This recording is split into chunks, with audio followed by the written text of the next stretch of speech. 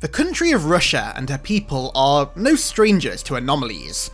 Many of the most cataclysmic, enigmatic, and peculiar events in history seem to have occurred in and around the country. Whether this is just some strange coincidence or evidence of something more sinister remains to be seen. However, following the discovery of SCP-610, many within this clandestine foundation are starting to lean towards the latter. Discovery of this horrifying entity was entirely coincidental. In the rural areas surrounding Lake Baikal in southern Siberia, there was a spate of disappearances, all local farmers who were just vanishing mysteriously. Local police began an investigation, however, all who ventured into the region failed to return or even report in. Suspecting that something more significant was going down, the regional police were then ordered in, followed by an agent dispatched specially by the Russian government. All infiltrated the site, and yet none returned. When a small military contingent were dispatched, they immediately withdrew from the compromised region and set up a containment perimeter, before contacting the Foundation. As you can see here on this map of the region provided to the Foundation team by the military contingent during their on-site briefing, the only affected areas appear to have been the Lena Nature Reserve and the Bargusin Nature Reserve, on opposite sides of the Karenga River. Within these two reserves, multiple containment sites were established, labelled A through C, and the Foundation's investigation began. However, before we review the video footage, images, and observations gathered by the team sent to investigate the site, I think that it's best that I first brief you on the actual symptoms and mutations caused by SCP-610. Hopefully, the information that I'm about to share with you will provide further insight into why most investigations into this entity were done using drones and robots as opposed to humans. So, initially, SCP-610 behaves like a highly contagious skin disease, with symptoms including a rash, itching, and increased skin sensitivity. After 3 hours, however, this begins to worsen, forming blemishes that resemble heavy scar tissue on the chest and the arm areas, spreading to the legs and the back by the 4th hour. And by the 5th hour, these growths become so severe they consume the victim in its entirety. The time between these infection phases is, however, dependent upon the temperature of the area the infection is taking place. Full infection has been observed in as little as 5 minutes in warmer temperatures, yet colder temperatures seem to lead to a massively slowed rate of infection. Once these blemishes have consumed the entire body, the victim's life functions cease for roughly 3 minutes, before restarting at 2 to 3 times the activity rate of a normal human. The fleshy growths that at this point have taken over the entire body then begin to move on their own accord and grow at a rapid rate, often growing 3 or more extra arms or legs, missshaping, elongating, and widening the head and splitting parts of the body open to make room for new branches of flesh to grow. At this point, all regular human features are no longer visible and are presumed to have been consumed or covered by flesh. It is currently unknown how long this stage of infection lasts, if it has an endpoint, or what the prerequisites are for reaching it, as not all victims appear to experience it. Once this stage of infection has been met, the victim, if it can even be regarded as the original victim at this point, can, under currently unknown conditions, root itself to the ground, allowing the extra flesh that it's grown to spread across all surrounding objects and consume them. This is done to create the perfect conditions to encourage the continued growth of both the other infected and the outbreak in general. However, it is worth noting that objects that are consumed by the disease cannot spread it like biologicals can. And speaking of its spread, like I already mentioned, SCP-610 is highly contagious, and it seems the disease manipulates the behaviour of its host to exacerbate this. Those infected immediately seek out aid, almost as a part of their natural human survival instincts. This, as you can imagine, has resulted in many accidental infections in the past. However, it seems that once the scar tissue takes over the host, it alters its behaviour to encourage the spread of the disease, causing them to actively and aggressively attempt to infect anybody they either see or hear approach them. This extreme aggressiveness and its urge to spread the disease has earned SCP-610 the classification of Keta, indicating how difficult and expensive it is to contain, both consistently and reliably. The only known transmission vector of the disease, as of now at least, is physical contact. Waterborne or aerial transmission methods do not seem to be possible. The infection itself can take several days to manifest in its host, however there is an exception to this. It does appear to be faster when contact is made specifically with either exposed lung or liver tissue. Current protocol for dealing with an infected is as follows. Engage with small arms fire until the target is immobile, and then destroy the body using either incendiary weapons or, if necessary, heavy munitions, but from a distance. Any biological who comes into contact with a 610 infected is to be considered expendable, and immediately terminated and incinerated. Any biological who comes within 3 meters of an infected should withdraw, be isolated from their team, and undergo rigorous, remote medical examination, the outcome of which will dictate whether or not they should be terminated. Current containment protocol remains at a scorched earth level of policy thanks to the aggression of the infection. Despite a number of investigations into this specifically, many questions remain, and all of which are still unanswered, regarding the origin of SCP-610. However, those who study it within the various facilities it is stored colloquially refer to it as the flesh that hates. Okay, so now you understand the basics of this virus, how it transmits, how it spreads, and how it infects and takes over a host. Let's return to the logs from the Foundation team, who were dispatched to its ground zero. The initial investigation was conducted remotely of Site A, a village, using a small land-based video feed drone named Herbie, controlled from the checkpoint on the edge of the quarantine zone, where the Foundation team, alongside local military, were based. A visual feed was also established via aerial reconnaissance with the use of thermal cameras. Initial observations showed clear signs that 610 had consumed most of the village, with roughly 79 infected still intact within. These infected showed clear signs of being in the advanced stages of the infection, with a variety of physical mutations. Herbie observed the exterior of the village for 2 hours, remaining stationary and undetected as it watched the infected roam throughout the village, seemingly exhibiting some sort of loose social structure, a degree of sentience, if you will, unlike SCP-008, but unfortunately, you lack the clearance level to be informed about 008. After moving into a house in the village, some strange behaviour was observed. One infected, nicknamed Alpha, began violently beating a second infected, Beta, with extreme force. Beta appeared to be bedridden and reacted by flailing its arms in what was assumed to be a pain response. Once the beating had ceased, shortly after, Beta elicited loud piercing sounds, and its chest exploded, releasing a cloud of spores that Alpha seemed to stand and bathe in, whereas another, possibly non-human infected, reacted to the spores by having a violent seizure. Alpha then proceeded to attach its facial tendrils to a number of dinner plates. The tendrils tore apart and separated, filling the plates with piles of sickly flesh, which other infected then entered the house and began consuming by shoving into any orifice they could find, on their mouths, their chests, their backs, under their arms, new orifices that were never there on their human forms. Alpha then left the house and was observed intermingling its facial tendrils with another infected who shared similar mutations. Whether this is some form of communication is currently unknown. Herbie then moved across the village to a general store, in the storeroom of which he saw an infected sitting atop a pile of uninfected bodies, with its lower body fused to the pile of carcasses with biomass, and its upper body in a wild state of flailing and seizure, with spore clouds emerging from its head in 10-second intervals. Upon venturing back out into the village, Herbie found the town well, surrounding which incredibly odd behaviour was noted.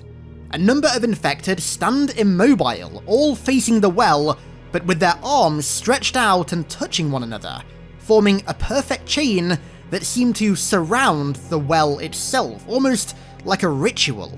However, following these observations, Herbie was finally detected by an infected, and the unit was compromised. So, following the loss of Herbie, on-site personnel then moved to investigate Site C, of which they did in a radically different manner. Instead of using drones, they used 3 Class D personnel who were infected erecting the quarantine perimeter, and subsequently put on ice to stave off the infection. For those who might be unaware, Class D personnel are personnel who are intended to be expendable, typically taken from death row, convicted of violent crimes. The 3 infected individuals were sent into Site C with flares, gasoline, 9mm pistols, rations, and a video camera, and were ordered to document the infected. Researchers on site were particularly interested in the possibility of Site C being the ground zero of the outbreak, and so they ordered the Class Ds to pay particular attention to anything that could be considered an origin point of 610, and also, if detected, to engage the infected and try and destroy as many as possible, while also doing as much damage as possible to infected objects and areas, while always maintaining the video feed to try and provide data of 610 infected areas in a raid situation, to allow a plan of eradication to be formed. Site C itself showed strong signs of aggressive infection, with structures and even the ground consumed by the disease, now layered in fleshy lumps, almost like the infected were terraforming. As the Class Ds got closer and closer to the site, the temperature began to shoot up, reaching as high as 32 degrees Celsius in Siberia. The site itself appeared to be encircled by a number of flesh pylons, as they were referred to, small towers comprised of various body parts from 2 to 4 infected infused together, with their orifices scattered throughout, acting almost as heat vents, but where the heat was coming from is unknown. This lent further credence to the theory that Site C was indeed the ground zero, as 610's terraforming was nowhere near this complex at Site A. Upon entry into the site, DI2, which is the codename for the second Class D individual, began to seizure and quickly enter the scar tissue phase of infection, going from a normal human to entirely consumed by flesh in a mere 45 seconds. DI1, the first Class D, terminated DI2 and left his body where it was. The fleshy ground beneath it, however, then split open. Tendrils emerged and grabbed DI2's body and pulled it inside, before sealing once again. Based on this, it appears as if the flesh itself is sentient and requires sustenance of some kind. Further investigation will be conducted on that. Fearing the heat will cause them to shortly suffer the same fate, DI1 and DI3 quickly proceeded into Site C, reaching the centre of the village where another new entity was encountered. A large sphere floated above the well in the centre of the village, comprised of human features both early in the stages of infection and also late, as well as nearby wildlife, all kind of mushed and possibly fused together to form an almost perfect ball, suspended on angled supports of 610 biomass and pulsating, releasing a cloud of spores every 5 seconds. This ball of biomass then began to float to the ground, of which was also infected by 610 like before, and begun kind of absorbing into it. The 2 Class Ds doused the ball in gasoline, lit a flare, and ignited it. But immediately after, a deafening sound described as both extremely explosive, yet also alive, like a large feral creature roaring, was heard from an undisclosed location, and several explosions were reported at Site A. The ball of biomass at Site C then exploded, killing DI3 and severely injuring DI1, who, shortly after, was violently pulled into the centre of the town by an unknown entity. The final thing seen from their video cameras was a humanoid figure moving through the air, followed by the sound of an impact in the same direction, and the feed died. And thus, the investigation into Site C was then concluded, and aerial imaging from Site A was reviewed in light of the explosions that were detected there. It appears that upon destruction of the biomass ball at Site C, infected at Site A underwent seizures and convulsions, Immobile infected rapidly shriveled up and died, as did all of the flesh that had consumed objects and structures in the village. The few infected that survived entered a structure which moments later suffered a complete foundational collapse, revealing a sinkhole beneath. However, the size of said hole was only 3 men wide, nowhere near large enough to cause the entire building to collapse into the ground, which suggested that there was something large in the sinkhole that actually pulled the building in. Atmosphere samples were then taken, and it appeared that Site A was clear of SCP-610 infection, so research teams moved in and gathered a variety of samples. As they were gathering the samples, however, seismic activity was detected around the sinkhole, and once it concluded, a large cloud of spores emerged. Thankfully, all personnel on site were wearing adequate biohazard suits, so no infections occurred thanks to this. However, shortly after, a number of infected avian creatures began attacking the researchers, their heads splitting open and biting them, lifting them off the ground and seemingly trying to drop them into the sinkhole. 2 personnel were lost in the hole, and another was infected thanks to a suit breach and immediately terminated. Shortly after, a second seismic event then began, releasing yet another wave of spores from the sinkhole, after which a new SCP-610 entity emerged. A creature appearing as an engorged human head roughly 20 times larger than normal, pressing itself out of the hole with no discernible body attached to it. As it emerged, seismic activity over tripled in intensity, hitting 7 on the Richter scale, before video and radio contact with the surviving researchers at Site A was lost. Very strangely, though, aerial imaging shows no sign of the research teams or their ever having been there. Their fates are currently unknown. At this point, all attempts to investigate and contain SCP-610 had degraded to a point where fail-safe scorched earth options were being seriously considered. However, before those plans were executed, those still at the checkpoint decided to send a drone, armed with a 5.56 rifle, into the sinkhole. As it descended, it was clear that the walls of this pit were lined with traces of 610, and complete with a number of branching tunnels as deep down as 250 meters, which appeared to be the bottom of the sinkhole. As it moved through the tunnels, it detected an uninfected deer that was trapped and writhing in the grips of tendrils of 610 material, and suspended off the ground. Leaving the deer be, it ventured deeper into the tunnel, and the ground became lumpy. It turned out that these lumps were the infected villagers that fell into the sinkhole, beyond which was an underwater stream, likely connecting to the Karenga River. Fearing that the water itself may be contaminated, the researchers had the drone test a sample of this water, but thankfully, it came back clean of any SCP-610 contamination. The drone then ascended up a tunnel 300 meters to the surface, emerging out near Site B, another village on a windy mountainside. However, Site B appeared to be exhibiting a new 610 mutation. There were buildings constructed directly from the biomass, not just layered over like Site A and Site C. However, these biomass structures did appear to be deceased. However, no life whatsoever besides these now dead building structure things was detected at Site B, so the drone descended back into the tunnel, upon which a deep roar sounded from its depths. The camera was quickly panned downwards, and eventually the source of the roaring and the large tunnels emerged. An enormous human face stretched 20 times its proportions with no normal features, only those created by 610 material. Eye sockets, but no eyeballs. A mouth, but no teeth. Bullets that caused tiny entry wounds that sealed almost immediately, and seconds later, the drone was swallowed and the feed was lost. However, 3 hours later, it then returned.